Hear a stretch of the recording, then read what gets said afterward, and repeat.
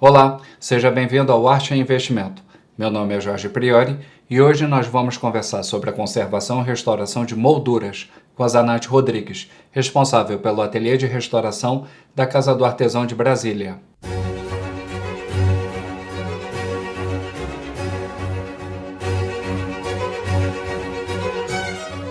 Antes de iniciarmos, gostaria de convidá-los a se inscreverem no canal Arte e Investimento.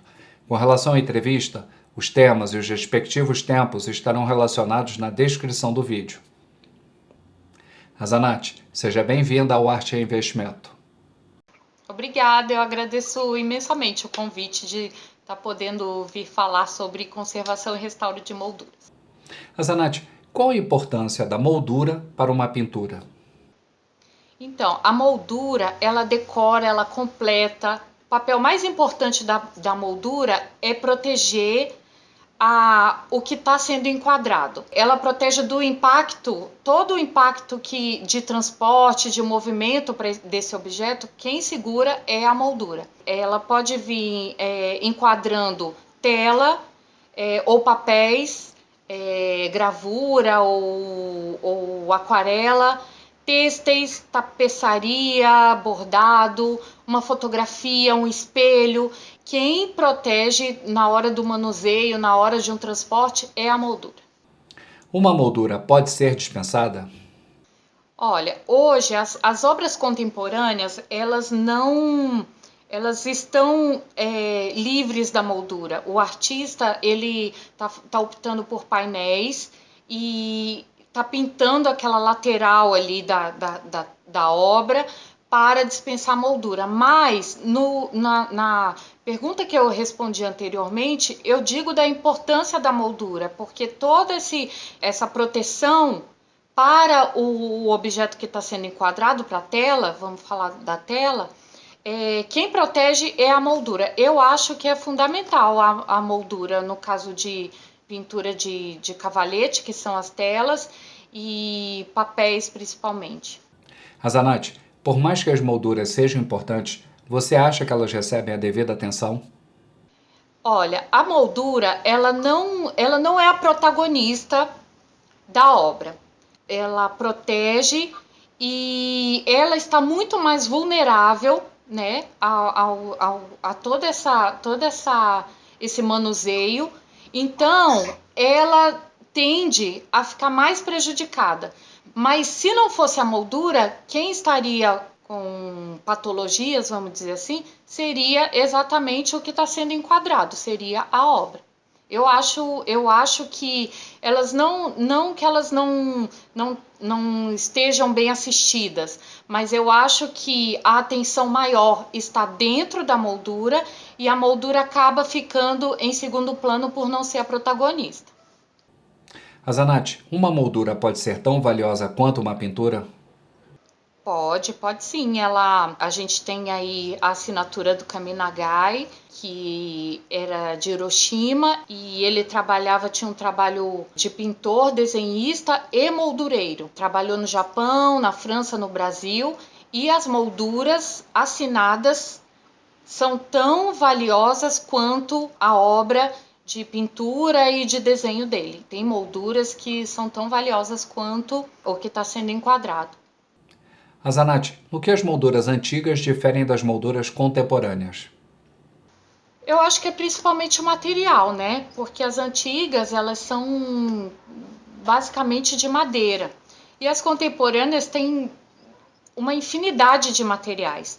Tem a madeira também, tem o gesso, tecidos, podem ser douradas, resina, plástico, alumínio, espelho, acrílico.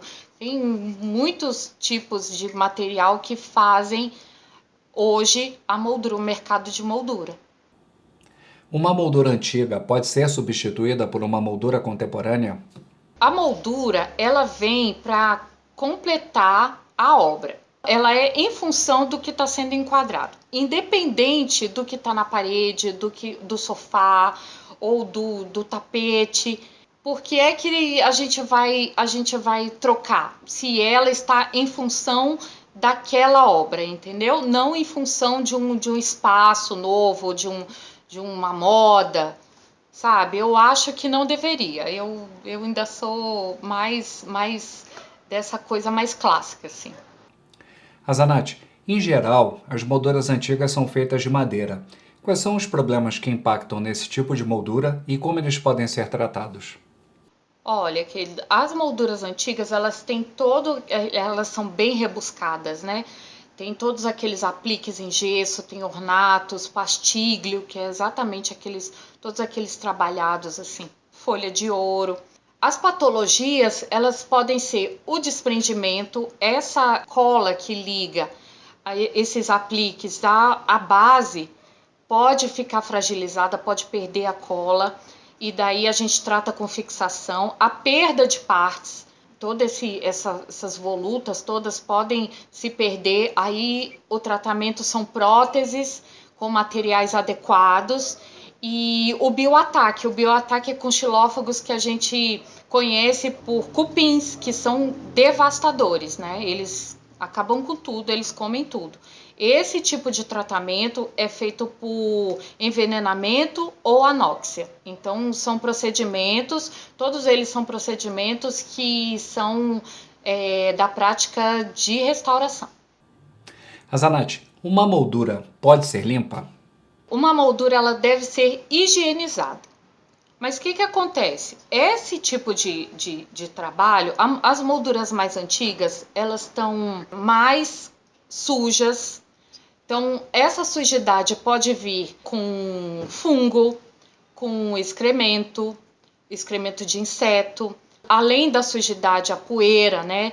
Ela pode vir com outros tipos de problema. Esse tipo de tratamento deve ser feito no ambiente próprio, que é exatamente o ateliê de restauro. Se a pessoa fizer em casa, basicamente ela vai escolher a mesa, né? Uma mesa, vai apoiar aquela peça e vai passar pano úmido, detergente, ou então uma trincha, um pincel. E toda essa sujidade vai para onde? Vai pro móvel ou vai para dentro da obra também. Não, você vai limpar a moldura, para onde vai toda essa sujidade?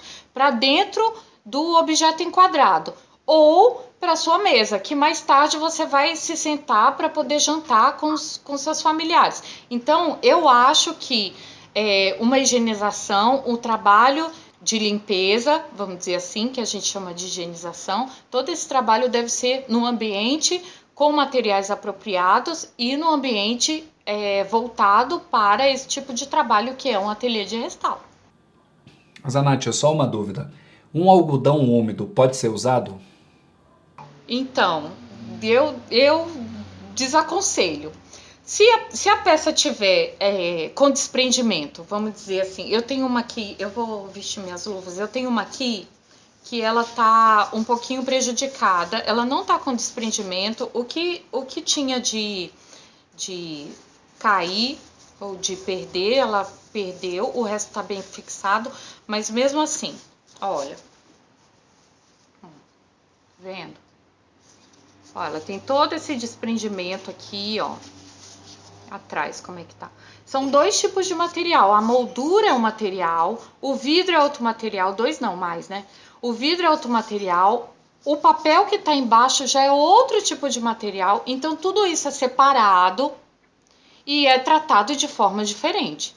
Quando você pega, por mais bem intencionado que você esteja, que você vai limpar, para onde é que vai essa sujeira? Ou para sua mesa aqui, que você vai comer mais tarde, você vai se alimentar mais tarde, ou então para dentro da obra. Então, eu não aconselho fazer esse tipo de procedimento em casa, principalmente com peças mais antigas. No caso de uma moldura dourada é mais complexo ainda, correto? Sim, porque o douramento é folha de ouro. Então, eu tenho uma aqui. Todo esse trabalho aqui é muito delicado. Se você passar alguma coisa abrasiva, você vai tirar esse dourado. Quando a peça entra no ateliê, a gente faz o registro e a gente faz um diagnóstico. O que é que aquela peça está precisando? Então, a partir daí, a tomada de decisão para o tratamento é feito de acordo com as patologias dela. E é feito de uma forma personalizada. A gente não tem uma receita pronta, sabe? E todos os dourados são tratados dessa forma. Não é uma receita, é uma fórmula já feita. A gente vai de acordo com cada uma das peças. Cada peça tem suas especificações e tem seu material, e a gente vai fazer todo esse trabalho de acordo com cada uma delas. Azanate, se a pessoa insiste em limpar a moldura e a sujeira vai para a pintura, qual é o impacto disso? Quando a pintura, né? Vamos falar da pintura, ela tá antiga, a camada de proteção que ela tinha é o verniz, que já deve estar oxidado. Oxidado, às vezes ele fica tão escuro que ele fica cor de café, assim, em cima da obra. Ele fica tão enegrecido que ele fica um tom de café. E daí o que acontece? A tela já não tem mais aquela camada de proteção que é exatamente esse verniz. Então a tinta ela já não está mais protegida.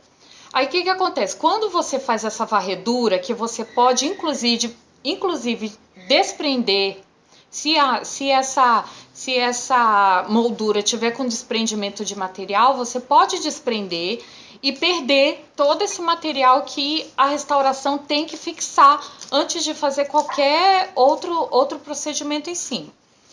E daí, quando você insiste em fazer essa varredura, para onde é que você vai transportar essa sujeira? Para dentro da peça, para dentro da pintura, que já não está mais protegida com verniz. Então, eu desaconselho qualquer prática que seja para higienização. Você pode sim estragar a sua peça se você não fizer de uma forma respeitosa, assim, com materiais apropriados. Eu desaconselho. Como uma moldura pode ser conservada de forma a prolongar sua vida? É exatamente isso, você higienizar, só que todo esse trabalho é feito por um profissional de conservação e restauração. Higienizar, sanar as patologias dessa peça, para ela jamais precisar de um restauro, porque quando ela entra em colapso, quando ela já está prejudicada, é que ela vai precisar de um restauro. De períodos em períodos, de tempos em tempos, assim, você pode observar a sua peça na parede e ver se ela está precisando de alguns procedimentos que antevêm, que protege essa peça para ela não precisar de restauração. Então, isso daí vai, a longevidade dela vai assim centenária, né? A gente tem peças aí com muitas histórias. Uma restauração pode alterar as características originais de uma moldura? A intenção da restauração é deixar a peça saudável. Quando a gente pega uma peça que ela está muito prejudicada, a intervenção tem que ser mínima, os materiais têm que ser reversíveis. Então, tudo isso é da escola do restauro. Então, a gente tem um limite para poder intervir nessa peça.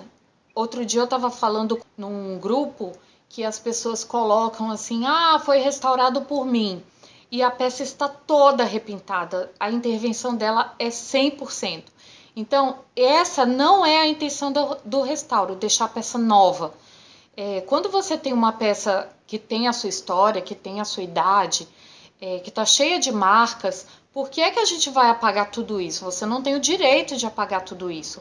Ela tá precisando de tratamento, então a gente vai tratar exatamente os pontos que precisam para deixar ela saudável. Ela vai ficar bonita porque ela é linda. Ela já é linda. Ela vai ficar mais bonita porque ela vai estar saudável. Não é a intenção da restauração deixar a peça tinindo, nova, cheia de vibrante, cheia de cor. Não é essa a intenção da restauração. A intenção da restauração é deixar a peça saudável. Como se forma um restaurador de molduras? A restauração, ela é acadêmica. Então, assim, a gente tem critérios e tem limite de intervenção que a academia é que vai explicar para você tudo isso. Então, nós temos aí escolas que têm cursos de restauração. Então, um profissional de restauro, ele tem que ser, sim, um profissional acadêmico. Antes da restauração vem a conservação.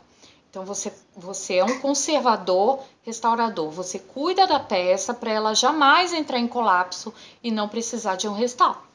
Azanate, obrigado pela conversa. Eu quero que agradeço o espaço, a oportunidade de falar um pouco sobre as molduras, a importância delas e o trabalho de conservação e restauro, o trabalho do restaurador em função da obra de arte. Eu agradeço imensamente. Pessoal, arte é investimento em cultura, conhecimento, prazer e bom gosto. Até a próxima.